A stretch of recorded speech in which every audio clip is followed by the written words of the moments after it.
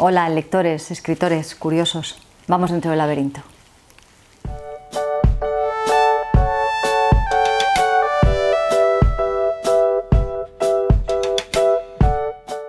Una de las preguntas que me habéis hecho tiene que ver con cuál es el peso que tienen los críticos literarios ahora mismo en España. Quizás porque existe el mito de que en Estados Unidos o en Alemania, en programas de televisión, críticos literarios habían impulsado la carrera de determinados autores. Eso fue así y fue, por ejemplo, en el caso de Javier Marías, muy notable en Alemania, pero en España contamos con unas circunstancias distintas. Vamos a hacer un recorrido acerca de cuáles son las distintas críticas que nos podemos encontrar ahora. Lo englobamos todo en crítica literaria o en recibir una crítica, pero hay niveles muy distintos. Por un lado, tenemos los suplementos literarios de los periódicos. Babelia o el ABC Cultural, por ejemplo, son dos de los que han tenido prestigio durante mucho tiempo.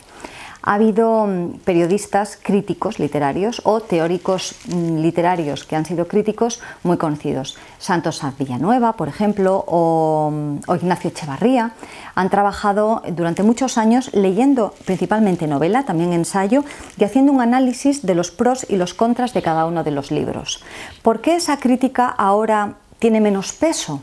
Principalmente porque se venden menos periódicos y por lo tanto el nivel, el alcance que tiene ese tipo de crítica literaria es también menor. ¿Por qué se ha ido sustituyendo, suplantando? Por un lado, por una crítica literaria que tiene muy poco de literaria, pero que sí que intenta empujar a la venta de libros, es decir, es una crítica que tiene más que ver con el rendimiento que con lo estético y lo literario, por la recomendación y también por la publicidad pura y dura. Vamos a verlo. Por ejemplo, perdonad que me ponga yo como ejemplo, es lo que tengo más cerca y también va a ser lo que resulte más sencillo. Cuando gané el premio Azorín hace algún tiempo, en el año 17, solamente la recepción de que me había presentado y había ganado ese premio generó este tipo de aparición en medios de comunicación. Esto no tiene nada que ver con las críticas, ¿vale? Solamente se hacía eco de que ese premio se había ganado, pero sí que generaba un interés determinado dentro de la prensa y dentro de medios de comunicación. Algún tiempo más tarde, cuando salió el libro, empezaron a aparecer entrevistas, también veis que se generó lo suyo, ¿no? Era un premio y era un premio en su 50º aniversario, lo cual generaba mucho más interés.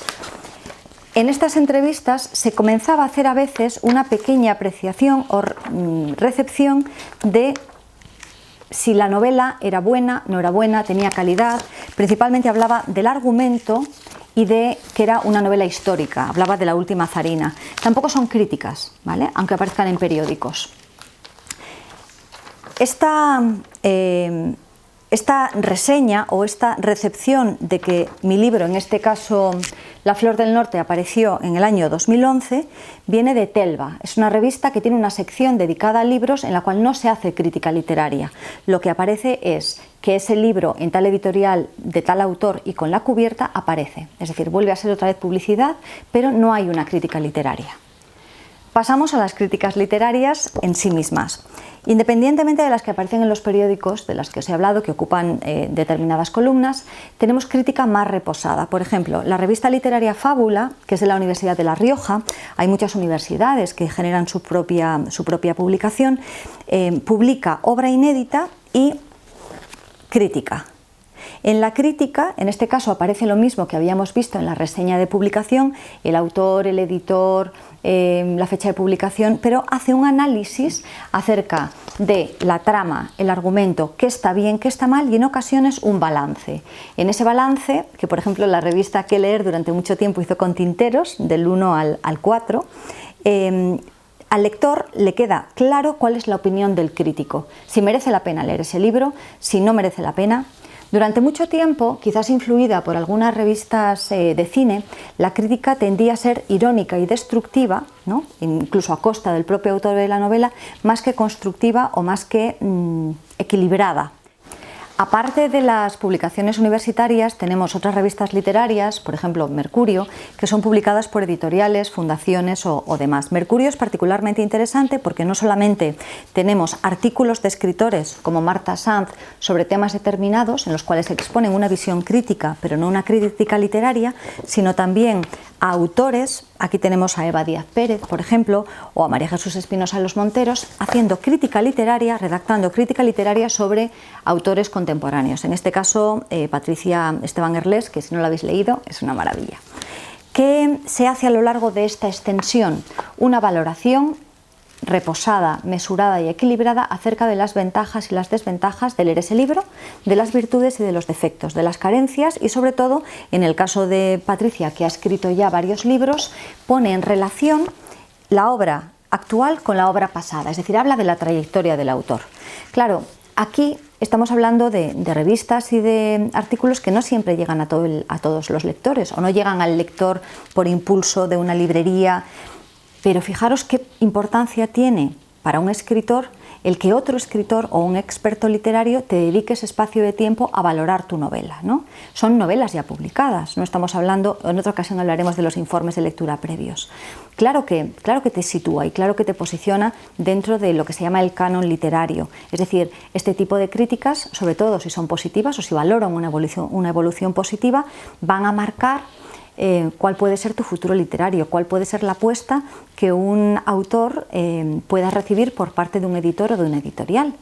Pero muchas veces no influyen en ventas. Es decir, una de las críticas habituales que se realizan hacia este tipo de entorno más dogmático, más canónico, es que a veces no está a pie de calle, que por ejemplo no hacen críticas de bestsellers porque no consideran que sean dignos de esa atención literaria. Bueno, pero es que es crítica. Es decir, las ventas van por un lado, las inversiones editoriales van por un lado y después la crítica literaria y el estudio académico van por otro. Vamos a subir un escalón más. En el momento en el que una obra o un autor se considera de referencia a lo largo de distinto tiempo, puede ser objeto de estudio en un congreso o en un pleno, como lo queráis llamar. Generalmente son congresos. Os presento las actas del Congreso Mitos, que fue el primer congreso literario al que yo asistí, era una cría. Asistí como ponente, yo ni siquiera publicaba entonces, o sea, tenía menos de 23 años. Fue organizado por el Gobierno de Aragón y el Ayuntamiento de Zaragoza y reunió prácticamente a todos los críticos de semiótica que había en aquellos momentos en España. Entonces, abordaban desde poesía, a prosa, a anuncios de televisión, a cine, porque estábamos hablando de semiótica. La semiótica es el arte de estudiar la simbología y el significado oculto. Para que os hagáis a la idea, Humberto Eco, por ejemplo, es catedrático de semiótica. El hecho de que te seleccionen para ser objeto de uno de estas ponencias indica que has subido ya un escalón más. Por ejemplo, el mito de los ángeles en la obra de Gabriel García Márquez. ¿Es interesante? Sí o no. Es decir, habrá mucha gente a la que esto le parezca una entelequia y una discusión inútil. Para un escritor significa que estás creando un pozo y estás consiguiendo ahondar en la memoria literaria más allá de la publicación del libro o más allá de un lustro o incluso de una década, ¿no? Es un honor cuando te incluyen en este tipo de cosas. Y por último, ya más desligado de la crítica literaria, pero muy importante, está el hecho de que realicen una tesis sobre ti o sobre tu obra. En España hasta hace relativamente poco lo habitual era que las tesis versaran sobre autores ya fallecidos o sobre periodos históricos muy determinados. Eso está cambiando porque cada vez hay más tesiturus, cada vez hay más gente que se está involucrando en realizar doctorados y en escribir tesis sobre temas diversos, incluyen autores jóvenes o incluso autores vivos. Es más frecuente entre hispanistas, es decir, entre expertos extranjeros que estudian literatura española que entre expertos españoles. Como os digo, se está cambiando. Yo tuve la suerte de que hace relativamente poco tiempo, un par de años, Samuel Rodríguez, doctor por la Sorbona, me dedicó una tesis, en este caso el universo femenino y mal en la narrativa de Espido Freire. ¿Qué significa esto? Pues significa que estás considerado por expertos en temas literarios como alguien de referencia, alguien que merece la pena ser estudiado.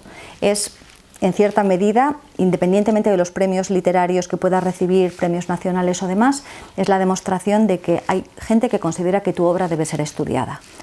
En resumen, desde la crítica periodística, la recomendación de cualquiera de los blogs literarios, hasta el resto de la crítica que estamos aquí observando, de las recepciones académicas que os he descrito, tenemos una variedad enorme. Todo cuenta, pero si realmente queremos llevar a cabo una obra literaria de cierto peso, ¿cómo no nos va a importar la opinión de los críticos? ¿Cómo no vamos a escribir únicamente pensando en el hoy, sino también en el mañana? ¿Cómo no vamos a construir una obra literaria que pretendamos que perdure?